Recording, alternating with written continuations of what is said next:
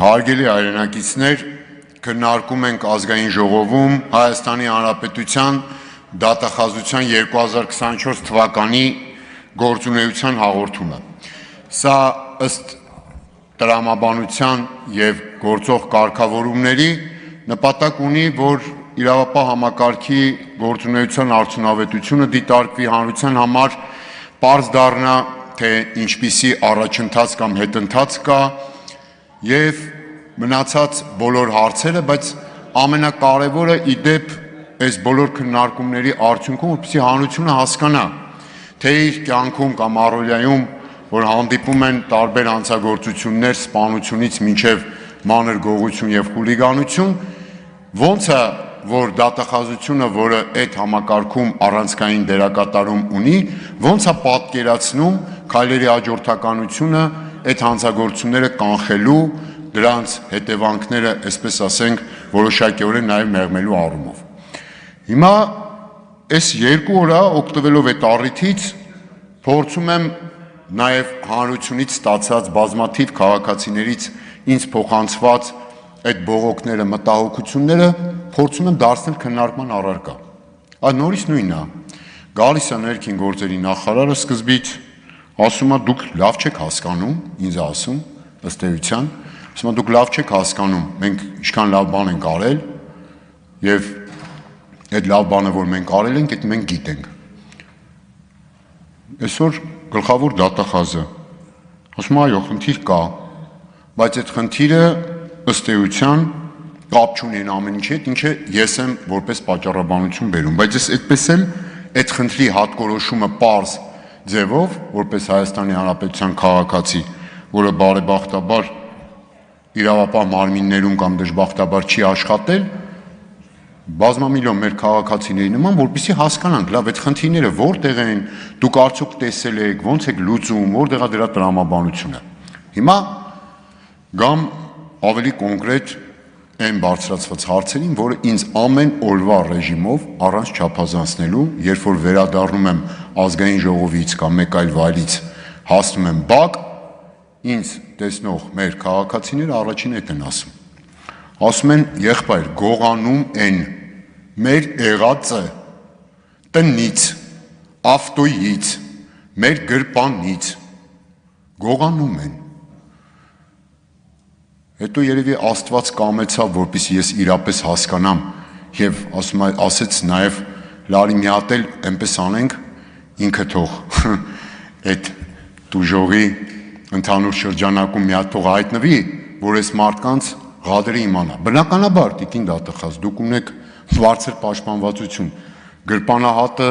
ձեզ չի հասնի, ձեր մեքենայից էլ գողություն չեն անի, Աստված էլ չանի, որ փաստի ուժով դուք դա տեսնեք, թե ինչ բան է։ Բայց մեր հարևանը, այս վերջի գողությունն եմ ասում,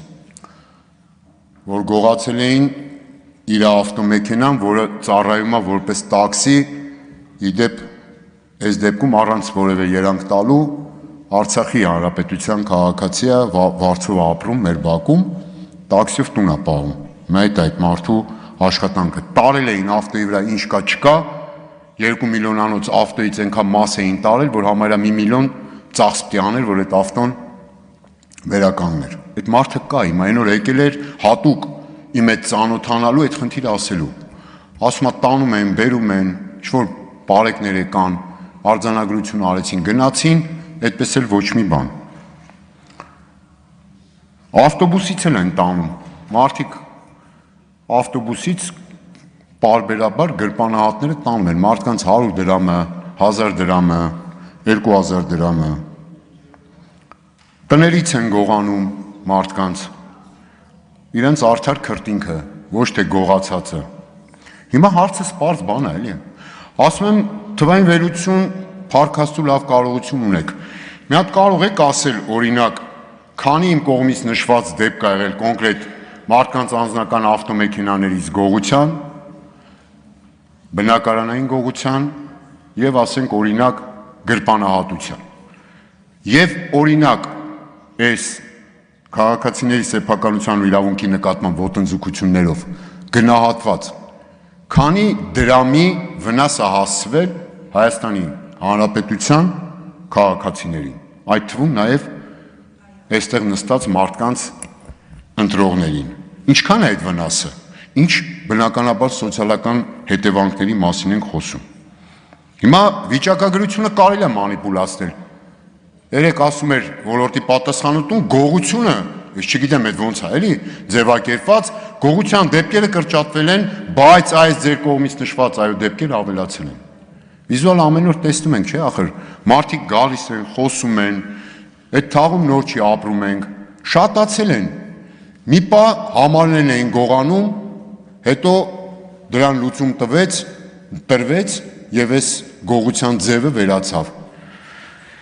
Հիմա է սա շատացել։ Ասում եք, մենք իրականացնում ենք աշխարհից վերցրած փորձով, չգիտեմ ինչ բարեփոխումներ։ Ես նորից եմ կրկնում, օպերատիվ աշխատանքի փորձ չունեմ եւ մնացած վերահսկողական դատախազական փորձ չունեմ, բայց ես ունեմ տրամաբանություն, ինչպես Հայաստանում բնակվող 2.9 միլիոն հայ մարդիկ եւ պարզ հարց առաջանում, եթե գրպանահատությունը ավելանում է շեշտակի եւ այդ ընթացքում գրպանահատության դեմ պայքարի մասնագիտացված ստորաբաժանումը ոստիկանությունից վերանում է, դրա տեղը ավելանում են հիմա արդեն Volvo ջիպերով շրջող քաղաքացիներին պատե անպատե տուգանող պարեկները, բարձ հարց առաջանում, պարեկը Volvo-ի միջից ոնց է հայտնաբերելու օրինակ գրպանահատություն ավտոբուսում, ասում եք դա անելու է համայնքային ոստիկանը, համայնքային ոստիկանին ես գնում եմ, խոսում եմ հետները, անուններ չեմ տա, որովհետև այդ մարդկանց մեկ վաղը կարող է Գամեք Անարգանքիսյանը կամ դատեք ես ինչ անեք, բայց այդ մարդիկ օբյեկտիվորեն բողոքում են, ասում են 100 գործառույթ են ավելացրել, հաստիկները չեն ավելանում, եղբայր չենք հասցնում։ Լավ, օբյեկտիվ է, բայց դա հիմա ասելու եք ինչ ձևով է ազդում հանցագործությունների տարածման վրա, շատ ուղիղ։ Եթե հանցագործությունները չեն բացահայտվում, հանցագործները դառնում են ավելի ինքնավստահ, ավելի շատ են գողանում եւ ավելի շատ մարդկանցից։ Հանցագործությունները չեն բացահայտվում, մարդիկ կորցնում են վստահությունը։ Այդ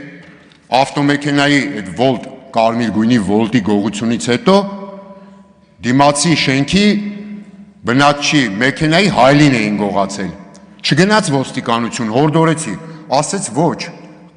անիմաստ է, Telegram-ի համար են տվել, կոնկրետ դեպքեր եմ ասում, էլի, գետնի վրա, իմ ընտրողներից, ձեր ընտրողներից երևի, ասում է Telegram-ի համարով զանգել եմ, տարել եմ, փողը տվել եմ,